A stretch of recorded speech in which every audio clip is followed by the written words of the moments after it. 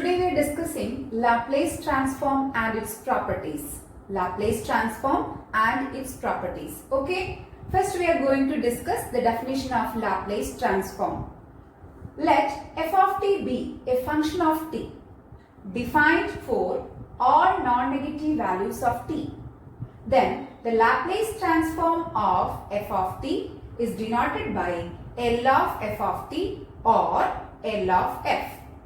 Is defined by L of f is equal to integral 0 to infinity e raised to minus st f of t dt, provided that the integral exists. Here s is a parameter which may be a real or a complex number. That means the Laplace of a function f of t can be calculated using the formula L of f of t is equal to integral 0 to infinity e raised to minus st f of t dt. Clear? Next we are going to discuss results in Laplace transform. First one, L of 0 is equal to 0. L of 0 is equal to 0. Next one, L of 1 is equal to 1 by s. L of 1 is equal to 1 by s, where s greater than 0. Okay. Next is L of t. L of t, the value of L of t is equal to 1 by s square, where s is greater than 0. L of t is equal to 1 by s square, where s is greater than 0. Next one, L of t raised to n. L of t raised to n is equal to n factorial divided by s raised to n plus 1, where s greater than 0. Also n is equal to 1, 2, 3, etc. L of t raised to n is equal to n factorial divided by s raised to n plus 1. Clear? Next one, if a is any positive real number, then L of t raised to a is equal to gamma of a plus 1 divided by s raised to a plus 1. Where a is any positive real number, then L of t raised to a is equal to gamma of a plus 1 divided by s raised to a plus 1. This is gamma function of a plus 1. Okay. Next one is L of e raised to at. That is equal to 1 by s minus a. L of e raised to at is equal to 1 by s minus a, where s greater than a. Next one, L of sin at. L of sin at is equal to a divided by s square plus a square. L of sin at is equal to a divided by s square plus a square. L of cos at, that is equal to s divided by s square plus a square. L of cos at is equal to s divided by s square plus a square. Next one, L of sin hat. Sin hat. Okay, that is a divided by s square minus a square, where s greater than mod a. L of sin hat is equal to a divided by s square minus a square. Okay, where s is greater than mod a. Next one, L of cos hat is equal to s divided by s square minus a square, where s is greater than mod a. L of cos hat is equal to s divided by s square minus a square, where s is greater than mod a. Clear? Next we are going to discuss properties of Laplace transform. First one, theorem 1, linearity properties. Linearity properties. That is, the Laplace transform is a linear operation.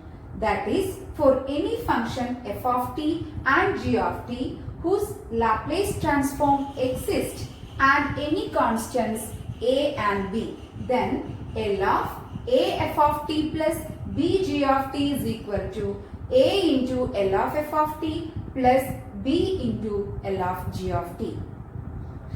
That is, for any functions f of t and g of t whose Laplace transform exists, okay, and any constants a and b, then the linearity property is L of a into f of t plus b into g of t is equal to a into L of f of t plus b into L of g of t. Clear?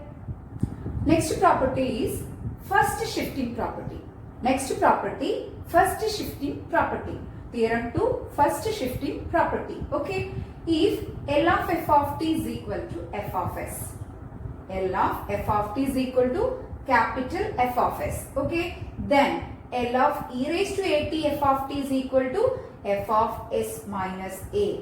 L of e raised to at f of t is equal to f of s minus a, where s minus a is greater than k for some k. Once more, first shifting property. If L of f of t is equal to capital F of s, then L of e raised to at f of t can be written as f of s minus a, where s minus a is greater than k for some k. Okay. Next, results. Application of the first shifting property. Okay. Application of the first shifting property. Results. First one, L of e raised to at into t raised to n is equal to n factorial divided by s minus a whole raised to n plus 1, where n is equal to 0, 1, 2, etc. L of e raised to at t raised to n is equal to n factorial divided by s minus a whole raised to n plus 1.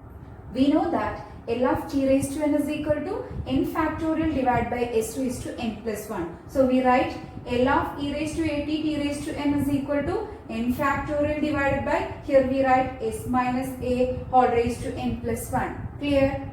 Next one, L of e raised to at sin bt. L of e raised to at sin bt, that is equal to b divided by s minus a whole square plus b square. B divided by s minus a whole square plus b square.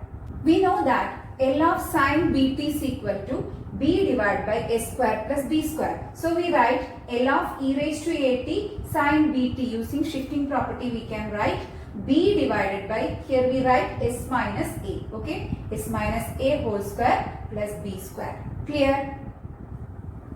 Next one is L of e raised to at cos bt is equal to s minus a divided by s minus a whole square plus b square. L of e raised to at cos bt is equal to s minus a divided by s minus a whole square plus b square. We know that L of cos bt is equal to s divided by s square plus b square. By shifting property we can write L of e raised to at cos bt is equal to s minus a divided by s minus a whole square plus b square. Okay. Next one, L of e raised to at sin hbt.